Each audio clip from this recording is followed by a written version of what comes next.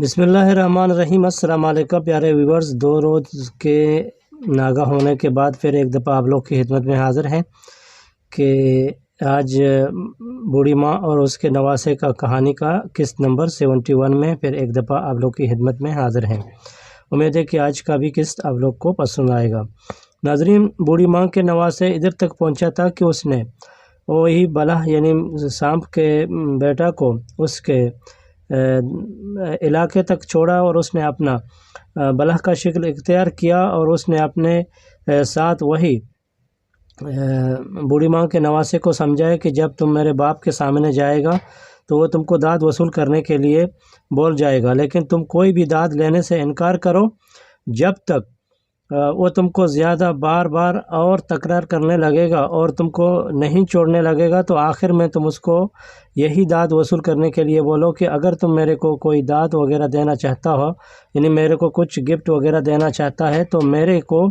اپنے ہاتھ کا انگوٹھی اور اپنے کمر میں بندھے ہوئے خنجر کو دے دیں، اگر نہ میرے کو دوسرے کوئی داد وغیرہ یعنی کوئی گفٹ وغیرہ قابل قبول نہیں ہے۔ تو یہ دونوں چیز تلسمی چیز ہیں اور لہٰذا اس کے لینے کے بعد آپ کے ساتھ بہت طاقت اور ہمت آئے گا اور برے وقت میں یہ آپ کے اور مصیبت میں آپ کے کام آئیں گے۔ تو چنانچہ ناظرین، یہ باتوں کے کرنے کے بعد وہ جلد ہی اس کے بادشاہی دربار کے اندر دونوں داخل ہو گئے۔ تو داخل ہوتے ہوئے تو وہی اس کے باپ کے بیٹے نے اس کو بولا کہ ابا جان، آج میں اگر ادھر پہنچا ہوں تو اس آدمی نے میرے لیے کچھ بلائی کیا اور اس کی بلائی کی وجہ سے میں ادھر تک آیا ہوں۔ تو اس نے اپنے باپ کے سامنے پورا اسٹوری سنایا کہ اس آدمی نے اپنے جیب کے کمائے ہوئے 3 پیسے کو چھوٹے بچوں کو دیا اور بچوں کو ہمارا جان مارنے سے بچا لیا، اور اس کے لیے میں اگر آج زندہ ہوں تو اس کے داد کی وجہ سے وصول کرنے کے بعد میں زندہ ہوں کہ اس نے میرے جان بچا لیا تھا، اگر نہیں تو وہی دن میرا آخری دن ہوتا تھا۔ تو ناظرین، اس باتوں کے کرنے کے بعد اس نے تو سوچا کہ میں ابھی کیا کروں، تو اس نے وہی بچہ کو بلا کے اس کو بولا کہ تم نے بہت اچھا کام کیا، لہٰذا تم نے میرے بچے کا جان بچا لیا، اگر تم نہیں ہوتا تھا تو آج ہمارا بچہ شاید زندہ نہیں ہوتا تھا۔ تو اس نے بولا کہ چلو صحیح ہے۔ تو اس نے وہاں اپنے کیے ہوئے باتوں کو بولا کہ ہاں، تمہارا بچہ کو میں نے اپنے آپ کے علاقے تک پہنچا دیا، ابھی میرے کو اجازت ہے کہ میں جاؤں گا، نہیں تو میرے بوڑھے ماں وہاں میرا بہت انتظار کر رہا ہے۔ تو ناظرین، اس نے کیا کیا کہ اس نے وہاں تو چنانچہ اس نے ناظرین اس کے ساتھ بات کیا اور بات کرنے کے بعد اس نے بولا کہ چلو تم نے تو میرے بچے کا جان بچا لیا اور اس کو ہمارے گھر تک پہنچا لیا، تو لہٰذا اس کے عوض میں تم کو کیا داد اور کیا گفٹ وغیرہ چاہیے تاکہ ہم بھی تم کو دے دیں۔ تو اس نے بولا کہ میرے کو کوئی داد وغیرہ نہیں چاہیے، بس بادشاہ آپ کی سلامت چاہیے، اللہ آپ کو اور آپ کے بچوں کے ساتھ خوش رکھے۔ تو ایک باتوں کے کرنے کے بعد وہ چلنے لگا تو اس نے اس کو پکڑا، بولا نہیں، ایسا تم ہرگز نہیں کر سکتے ہو اور ایسا کبھی بھی نہیں جا سکتے ہو، ہمارے ہاتھ اور ہمارے جگہ میں آنے کے بعد تم خالی ہاتھ سے نہیں لوٹے گا، لہٰذا ادھر آپ کو کچھ داد وغیرہ لے کے جانا پڑے گا۔ تو ناظرین، اس نے دیکھا کہ اس نے بہت تکرار کیا، تو بہت تکرار کرنے کے بعد اس نے بولا کہ اگر تم کوئی داد اور کوئی گفٹ وغیرہ دینا چاہتا ہے تو صدق کے دل سے تو میرے کو آپ کے ہاتھ کا انگوٹھی اور آپ کے بندھے ہوئے کمر کا تلوار میرے کو چاہیے، اگر دیں گے تو یہی، ورنہ دوسرا کوئی چیز میرے کو پسند نہیں ہے۔ تو اس نے یہی چیزوں کو سنتے ہوئے وہ اچھلنے پڑا اور اس نے سوچا کہ اس چیزوں کے بارے میں اس کو کیسا معلوم ہے کہ یہ تو میرے بہت طاقت کے چیز ہیں اور یہ تلسمی چیز ہیں، کوئی معمولی چیز بھی نہیں ہے۔ تو اس نے سوچا کہ کیا تم نے تو میری ایک بچے کا جان بچا لیا، اگر میں یہ چیز نہیں دیوں تو میں اپنے علاقے میں سر اٹھانے کا قابل بھی نہیں رہوں گا۔ تو اس نے فوراً ہی اپنے ہاتھ کا انگوٹھی اور کمر میں بندھے ہوئے تلوار کو نکال کے اس کو دے دیا، اور ناظرین اس دونوں چیزوں کو وصول کرنے کے بعد وہ ادھر سے جنگل میں چلتے چلتے اپنے راہ کا مسافر ہو گیا اور رات ہو گیا۔ بہت چلتا چلتا بہت جنگلوں اور جگہوں کو کراس کرتا ہوا نہ جانے کدھر کدھر تک چلا گیا، اور وہ دل میں خیال کرتا رہا کہ آج میں جاؤں گا رات میں بوڑھی ماں تو میرا ادھر انتظار کر رہا ہے، میں اس کے سامنے جاؤں گا تو میں اس کو کیا جواب دوں گا کہ میں آج کدھر مزدوری کیا، میں نے کتنا پیسہ کمایا اور میرے پیسہ کدھر ہیں اور میں نے کھانے کے لیے کیا اٹھایا۔ یہ سوال خود اس کے دماغ کے اندر گھومتے ہوئے چالو ہو گئے، اور یہ سوالوں کے ساتھ وہ گھومتا ہوا پاؤں کو زور دیتا رہا اور اپنے سفر میں چلتا رہا۔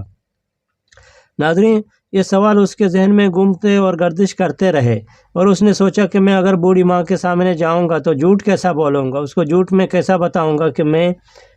آج مزدوری نہیں کیا، اگر مزدوری کیا تو پیسہ کدھر رکھا۔ یہ تو میرے لیے بہت سوال ہوتے ہیں۔ اس سوالوں کو اپنے آپ دہراتے ہوئے وہ جنگل کے ایک سائڈ میں گیا۔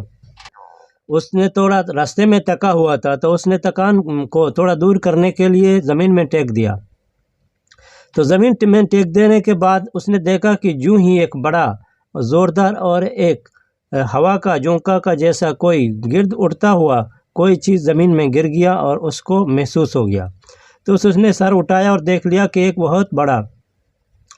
کوئی دیہ یا کوئی بھوت وغیرہ اس کے ساتھ کھڑا ہے، اور اس نے اس کو سوال کیا کہ تم کو کون بولا کہ اس جنگل کے اندر آ جاؤ؟ تو اس نے وہ بھوت کو بولا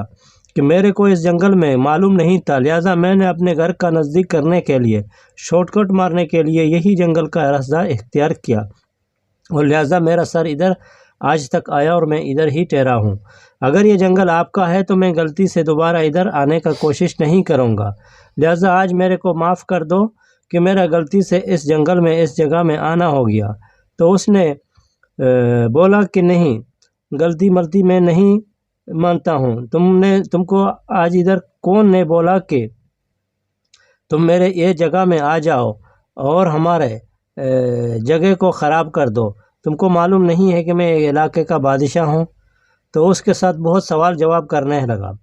تو اس نے دیہ کو یعنی وہ بھوت کو سمجھایا کہ بھائی میرے کو چھوڑ دو، میں ایک مسافر ہوں اور یہ راستہ میں بھٹک کے ادھر آیا ہوں، لہٰذا میں کسی کا کام بگاڑنے کے لیے یہاں نہیں آیا، اور میرے کو چھوڑ دو، میں اپنا راستہ پکڑ کے جاؤں گا۔ تو ناظرین، بھوت نے اس کے اوپر اور بھی زور سے بات کرنے لگا اور اس کو شاید ادھر پکڑ کے کچھ مارنے کے لیے بھی کوشش کیا۔ تو اس نے دیکھا کہ ابھی میرا حالت خراب ہونے والا ہے، تو اس نے کیا کیا کہ اس نے زمین سے تھوڑا مٹی کو اٹھایا اور مٹی کو اپنے ہاتھ میں رکھا، اور ایک دو پونک مارنے کے بعد یہی اپنے انگوٹھی وغیرہ میں رگڑ کے اور پھر تلوار کو ایسا ہاتھ میں دہراتے اور اس کے ساتھ مکس کر کے اور کچھ بات بولا کہ جاؤ تم کوئی سنگ سیاہ بن جاؤ، مطلب کوئی جاؤ اور تم ایک کالا پتھر بن جاؤ۔ تو یہ